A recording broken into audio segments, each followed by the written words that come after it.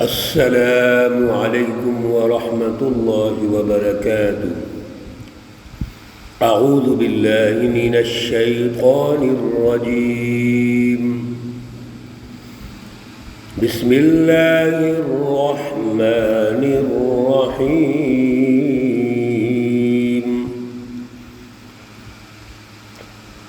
الذی خلقنی فهو یہدین، والذی هو یطعمنی ویسقین،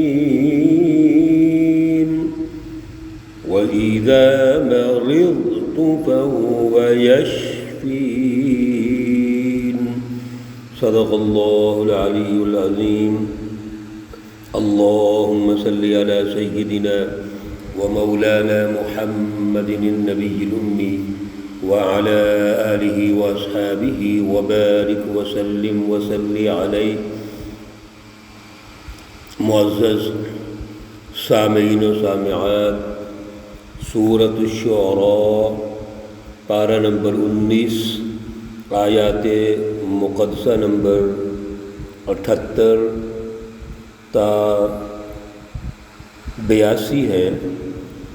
اللہ رب العزت ان آیات کا فہم اور شعور عطا فرمائے اور عمل کی توفیق اور صلاحیت عطا فرمائے۔ گزشتہ درس میں جب رکوع کا آغاز ہوا تو حضرت ابراہیم علیہ السلام جو تحریک حنیفی کے بانی بھی ہیں، اور ابراہیم علیہ السلام پر اللہ رب العزت نے جو انعام و اکرام فرمایا، آپ سے تاریخ میں ایک ٹرننگ پوائنٹ پیدا ہوتا ہے۔ آپ سے پہلے جو انبیاء علیہ السلام ہیں، انہوں نے جو دعوت دی، فلسفہ توحید کو پیش کیا، وہ بڑے مخصوص حالات کے مطابق پیش کیا۔ اس وقت کے انسانوں کو سمجھایا، لیکن حضرت نوح علیہ السلام کے دور میں 950 سال جو قرآن کے الفاظ ہیں، آپ نے تبلیغ کی، دعوت دی، اور قوم نے نہیں مانا۔ اللہ کا عذاب آیا، تباہی آئی، اور طوفان نوح نے ہر چیز مٹا کے رکھ دی۔ اس کے بعد ابراہیم علیہ السلام کا دور آتا ہے، اور اب حضرت ابراہیم علیہ السلام کا جو اسلوب دعوت ہے، وہ اصل میں انسانوں کے لیے غور و فکر کا ہے۔ انسان کی روح کو آپ نے خطاب کیا، انسان کو سوچنے کے لیے دلائل کے ساتھ سائنسی انداز میں دعوت کا طریقہ کار سمجھایا۔ اس لیے ابراہیم علیہ السلام سے اب ایک نئے سلسلہ کا آغاز ہوتا ہے۔ اور پھر سب سے بڑی بات، ابراہیم علیہ السلام سے جتنے بھی انبیاء علیہ السلام کا آغاز ہوا تو اس کو 2 حصوں پر تقسیم کیا جاتا ہے۔ ایک وہ حصہ ہے جو بنی اسماعیل ہے، اور ایک وہ حصہ ہے جو بنی اسرائیل ہے۔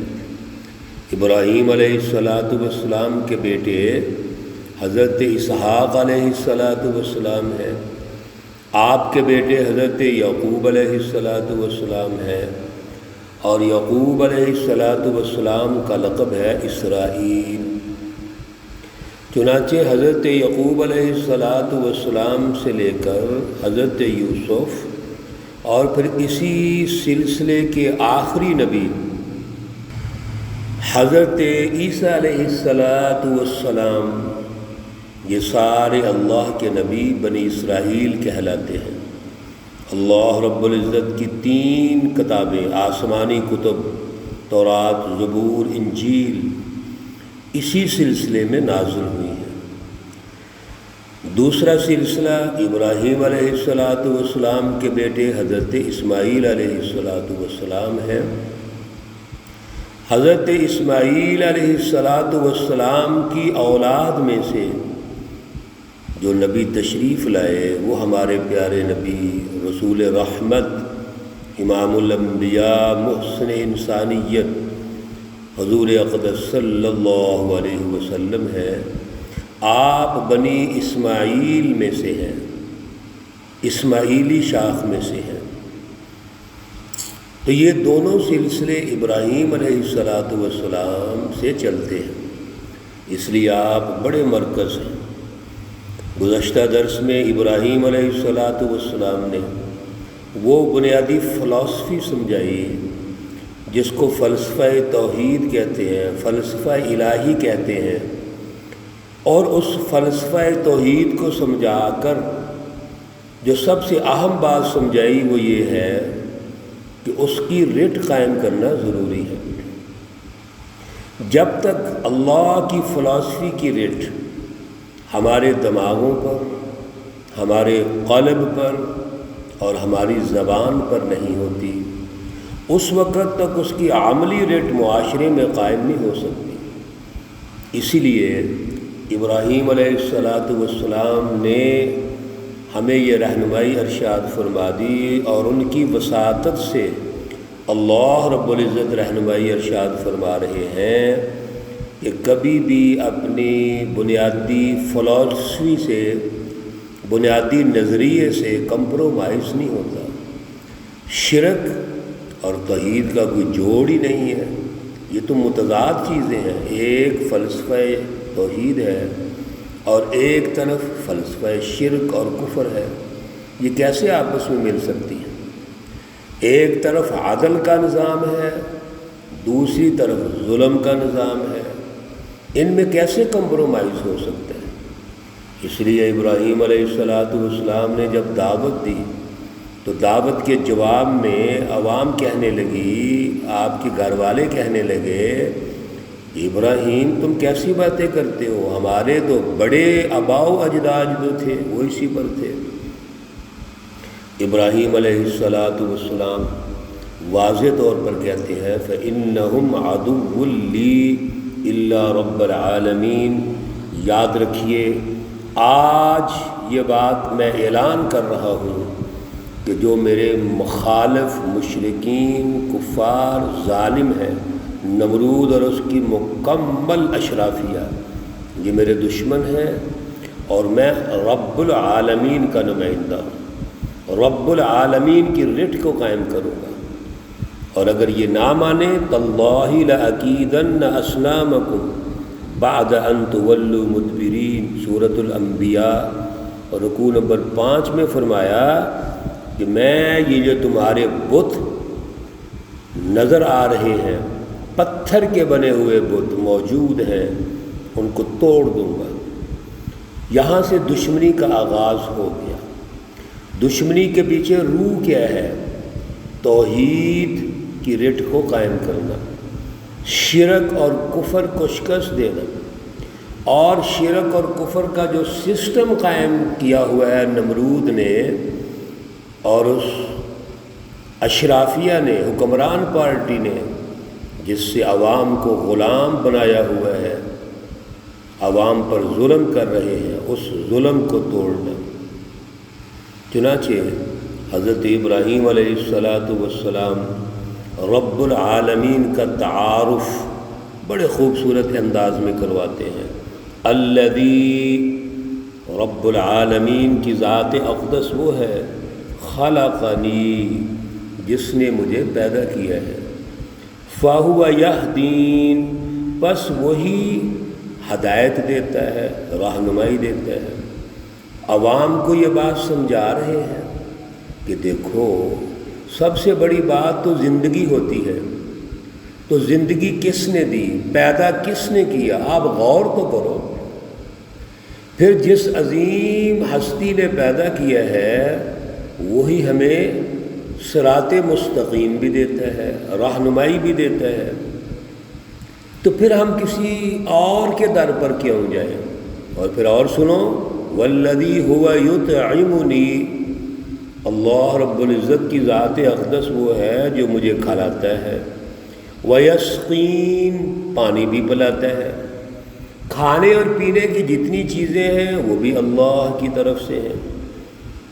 وَإِذَا مَرِضْتُ اور جب میں بیمار ہوتا ہوں فَهُوَ يَشْفِينِ تو میرا اللہ ہے جو شفا عطا فرماتا ہے. وَالَّذِي يُمِيتُنِي یہ اللہ کی ذات اقدس ہی ہے جو دوبارہ مارے گا. ثُمَّ يُحْيِي پھر وہ زندہ کرے گا. انسان کی پیدائش سے وفات تک جتنے مراحل ہیں، اور پھر سب سے بڑی بات اللہ نے جو زندگی دی اور زندگی کے لیے غذا دے دی، کھانا پینا اور جتنی بھی بنیادی ضروریات ہیں، اور پھر کوئی بیماری اگر آ جائے تو شفا ہے، اور پھر آخر میں موت آئے گی، مرنے کے بعد دوبارہ زندہ ہوں گے. تو پہلی پیدائش سے لے کر دوسری پیدائش تک اور اس کے درمیان جتنے مراحل ہیں، غذا کے، بنیادی ضرورتوں کے، علاج معالجے کے، بہترین اعلیٰ نظریہ دینے کے، اعلیٰ فلسفی، سچی تعلیم و تربیت، یہ اللہ کی طرف سے ہے. تو پھر اللہ کو کیسے چھوڑ سکتے ہیں؟ یہ غور و فکر کی دعوت دی جا رہی ہے. اور پھر فرمایا وَالَّذِي أَطْعَمُ أَن يَغْفِرَ لِي سارا کچھ اللہ کا ہم نے کھایا پیا استعمال کیا، اور پھر اللہ کے لیے جد و جہد کرنی ہے، کوشش کرنی ہے.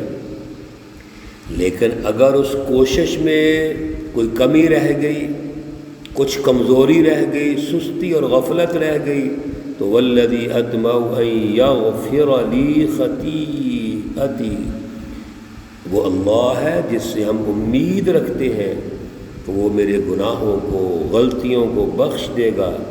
یوم الدین جو فیصلے کا دن ہوگا. اللہ نے پیدا کیا، اللہ نے سب کچھ دیا، رزق دیا، صحت دی، اللہ رب العزت نے سچی رہنمائی دی، سچی تعلیم و تربیت دی، وسائل دیے. پھر اللہ مارے گا، پھر زندہ کرے گا، پھر اللہ کے دربار میں جائیں گے تو پھر اللہ ہمیں معاف کر دیں گے. میرے عزیزو، خواہ اللہ کے نبی ہوں، ولی ہوں، بزرگ ہوں، وہ یہی اللہ سے توقع رکھتے ہیں اور اللہ سے مانگتے ہیں کہ یا اللہ ہمیں بخش دے. ہم کیا چیز ہیں؟ ہم تو اولیاء اللہ کی خاک کے برابر بھی نہیں ہیں، ان کے جوتوں کے خاک کی طرح نہیں ہیں. تو یہ تو اللہ کے نبی ہیں، اللہ کے نبی یہ کہہ رہے ہیں. تو میرے عزیزو، ہمیں بھی ہر وقت بخشش کی دعا کرنی چاہیے. ہمیں اپنے عمل و کردار پر فخر نہیں کرنا چاہیے، بلکہ عمل و کردار کو ناقص سمجھتے ہوئے اللہ سے معافی کی التجا کرنی چاہیے، درخواست کرنی چاہیے کہ یا اللہ جو کچھ ہم ہیں تیری وجہ سے ہے، تو نے ہی دیا ہے، تو نے ہی توفیق دی اور صلاحیت دی ہے. اور یقیناً ہمارے اندر خامیاں ہیں، کمزوریاں ہیں، کوتاہیاں ہیں، سستی ہے، غفلت ہے. یا اللہ ہمیں معاف فرما. اور اللہ کبھی بھی اپنے بندوں کو مایوس نہیں کریں گے. جب ایک بندہ دنیا سے اسی عمل و کردار کو ادا کرتے ہوئے جاتا ہے تو یوم الدین جو روز جزا ہے، اللہ اس کو ضرور انعام دیں گے، بخش دیں گے، معاف کریں گے، اللہ اس کا استقبال کریں گے. اللہ سب کو یہ اعلیٰ درجہ عطا فرمائے، سب کی بخشش فرمائے. اللہ رب العزت تمام مرحومین و مرحومات کو جنت الفردوس میں اعلیٰ مقام عطا فرمائے. اللہ رب العزت تمام بیماروں کو شفائے کاملہ عاجلہ مستمرہ عطا فرمائے. ربنا تقبل منا انك انت السميع العليم وتب علينا انك انت التواب الرحيم. وصلى الله تعالى على النبي الأمي محمد وعلى آله وأصحابه أجمعين برحمتك يا أرحم الراحمين. السلام عليكم ورحمة الله وبركاته.